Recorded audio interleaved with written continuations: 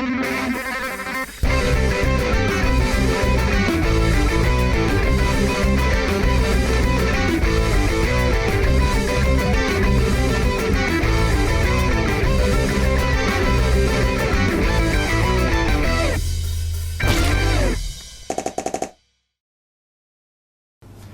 folks, Jambareeqi here. What is anime? Well, it's usually defined by its origin. If it's Japanese and animated, then it's considered anime. But think about shows like Totally Spies, Teen Titans, and Avatar: The Last Airbender. Those shows look like anime, but they're not from Japan. So are they anime? It's become a controversial debate. I encourage you to watch a video called Frostbite, the Definition of Anime by Arcada. It really dives into this debate. In this episode, I'm going to take a look at a film called Sky Blue. It's an animated movie that looks like an anime, but it's from South Korea. So is this an anime? Well, I think it's an anime, but you may disagree. Like I said, it's become debatable. Sky Blue is a South Korean animated sci-fi movie. In the distant future, the world has become polluted, and human civilization has fallen apart. So, a technologically advanced city called Echobarn was created. Echobarn's power is generated by carbonite extraction. The carbonite is dangerously mined by diggers who are mistreated by Echobarn's officers. The slum-dwelling outsiders want to rebel against Echobarn with riots and violence, while a quiet man called Shua wants to shut down Echobarn by switching off its energy. However, Shua's childhood friends Jay and Cade are now working for Echobarn security, so they could potentially stop Shua's goal. This film is also known as Wonderful Days, and there are two versions of the film. There's the original Korean cut and the English dub cut. Now, the English version has 2 minutes taken away from it, and apparently it's a bit different. I'm not too sure. I've not seen the original Korean cut, I've only seen the English cut. So this is going to be a review of the English cut. Just want you to know that. This movie is an experience. A film that immerses you into its world with striking visuals and beautiful sounds.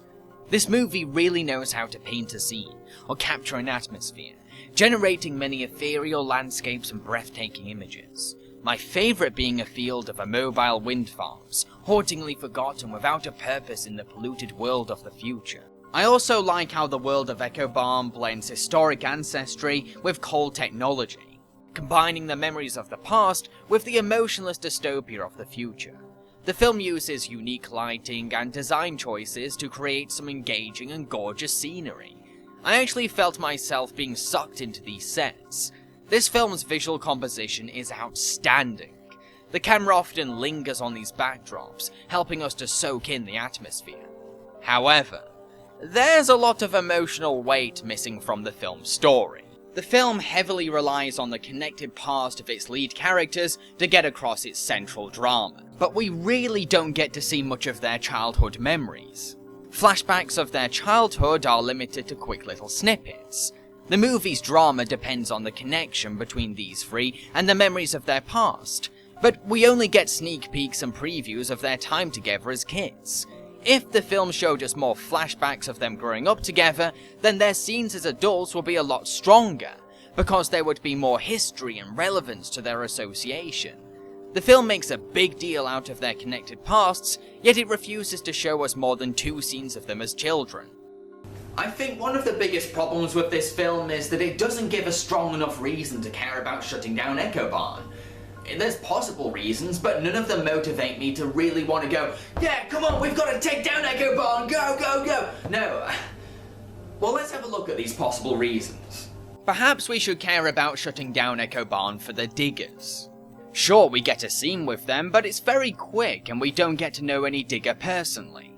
Why should we care about shutting down Echobarn to free the diggers when the diggers are complete strangers to us? Having one quick moment of them being mistreated isn't enough. These victims are going to mean nothing to the audience if they're nameless nobodies who appear once in the film. So maybe we should care about shutting down Echobarn for the benefit of the people living outside in the slum. But most of the slum dwellers we meet are horrible, violent thieves. The film asks us to feel sorry for the thieves when their friends get killed by showing their tearful reactions. But it's hard to sympathize with them after they stab some people just to steal something to sell on. These thieves aren't exactly angelic saints. Sure, we meet a pair of children living in the slum, but one is a stupid, annoying brat, and the other is a little girl who does nothing. So no, there's not really any slum dweller that makes me care about shutting down Echo Barn for their safety and freedom. Now, yes, one reason why Shua, and later Jay, want to end Echo Barn is to clear the pollution and see a blue sky again. Because when they were kids, they saw a blue sky and were amazed by it. However, is it really worth risking your own lives and the lives of others just to see some pretty clouds? I'm sorry, but that's a very sappy, dumb, and boring reason to shut down an entire technologically advanced city that's guarded by strict security. Imagine if in the Lord of the Rings trilogy, the goal wasn't to destroy the ring, but instead go on a quest across Middle-earth to look at some daisies. A daring and dangerous adventure, with orcs and monsters blocking our hero's path, all to look at some bloody fucking flowers. How lame and stupid would that be? This would take away all the tension and excitement from the story because the goal is so underwhelming. I will admit that I didn't care that much about Shua. I'll explain why in detail in the character segment, but maybe we should care about shutting down Echo Barn for Jay's safety, a character I did like. Here's the thing though, Shua has a bloody glider, one that he's pretty damn good at flying. Shua can use the glider to take Jay somewhere safer. I've gone over this aspect of the film in my head a million times. I've narrowed down so many possible reasons to care about and understand the motive of shutting down Echo Barn. Without a strong and logical goal, I'm left with little if nothing to look forward to or hope for, which makes the story pointless to follow half the time. Shua is a quiet outsider who used to live in Echo Barn as a child. To be honest, I found Shua to be an uninteresting character. When we see him as a kid, he's bubbly, energetic, clumsy and fun. But he's a boring sod as an adult. He spends most of the movie brooding while mumbling in a monotone voice. It makes him difficult to connect to emotionally. He's so dull and empty that it's hard to believe in the conviction of his actions or words. It made it really hard for me to believe in his supposed affection or sentiment towards other characters. Where's his emotion? Where's his soul? Where's his personality? This guy is about as interesting as drying paint. Jay is a heartfelt and caring woman, who is able to show a level of believable sympathy. But she's also capable of defending herself and keeping strong in a world full of cruelty. She has a look of sorrow and sadness in her eyes. Yet she stays professional and commits to her security job 100%. It's quite inspiring.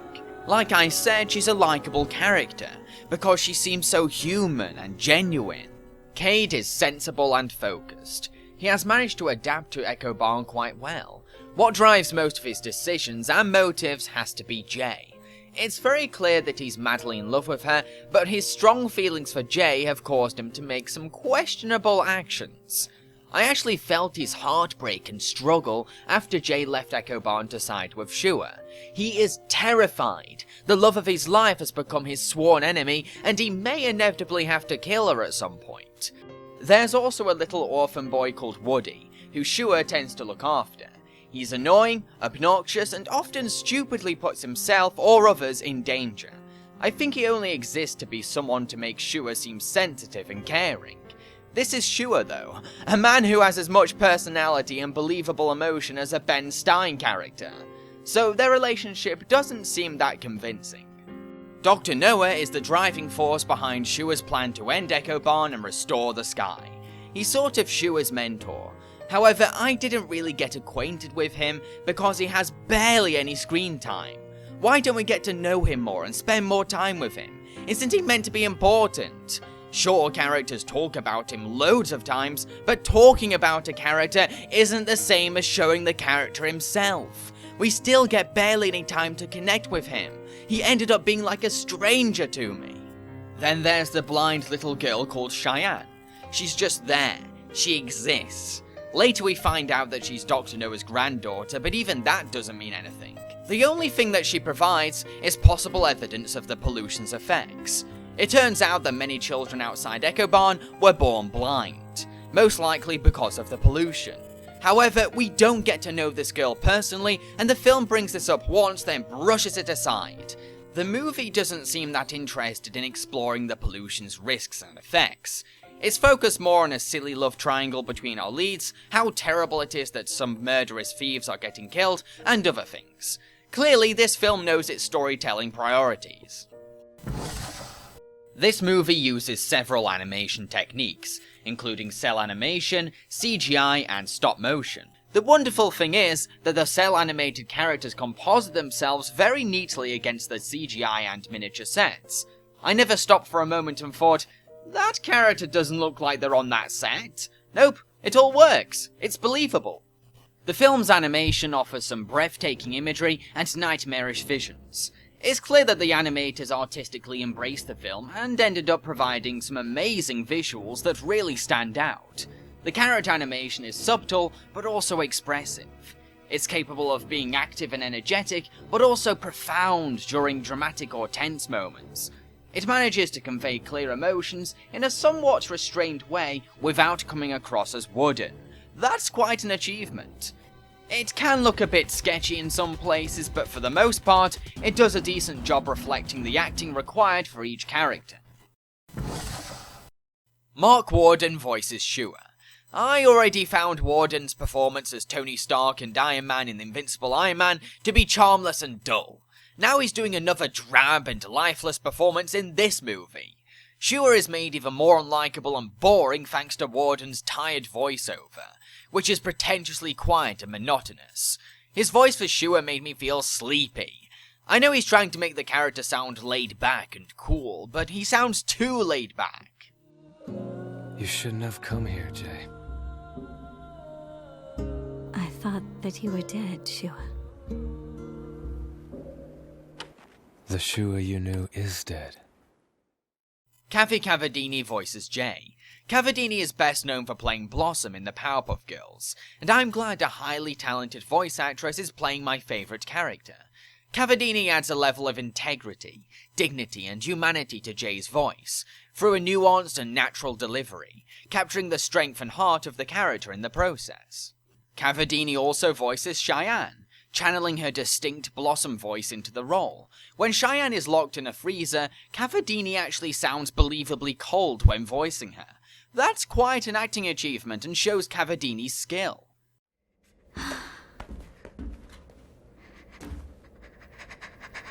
Woody, you can't see me.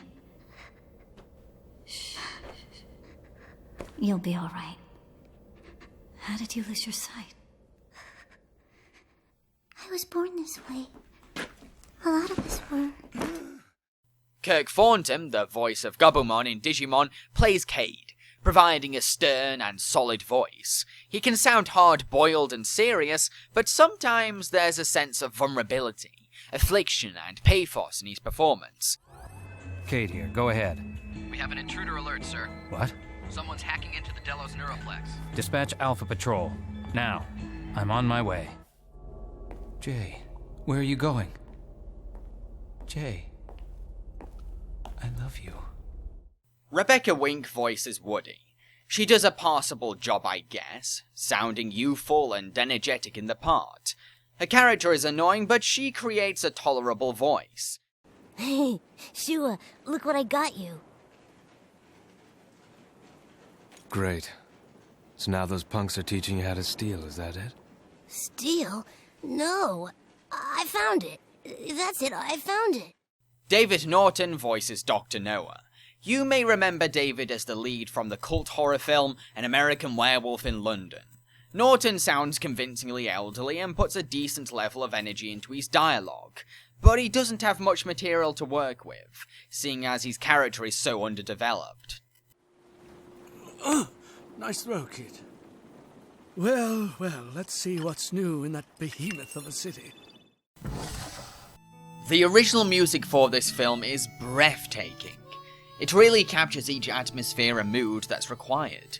When things need to get tense, we hear unnerving dark ambience. When things need to get emotional, then the music becomes tender and heartfelt without being too sappy or over-sentimental. The score is a big reason why the film feels like an immersive experience. It's composed with so much delicate passion. The music adds this celestial weight and depth to the scenery and landscapes through ghostly noises and tranquil sounds. It's a wonderful music score that strengthens and supports the movie in so many ways. It's a solid effort. To conclude, Sky Blue is a beautiful and immersive movie. It really is an experience. But its script isn't as strong as its atmospheric eye candy. Sure, there's some moving moments from Jane Cade, but Shua makes for a boring hero, the central triangle relationship is underexplored, and we're not given a strong enough reason to care about the main goal. I'm going to give this film 3 strawberries out of 5, and if you enjoyed such titles as Akira and Animatrix, then you're going to love Sky Blue. I've been Jambareeqi and I hope you enjoyed my review. Feel free to subscribe to my channel and I encourage you to follow me on Facebook and Twitter. In the next episode, I'm going to review The Pirates in an adventure with scientists. Rawr! Cheerio, my mateys!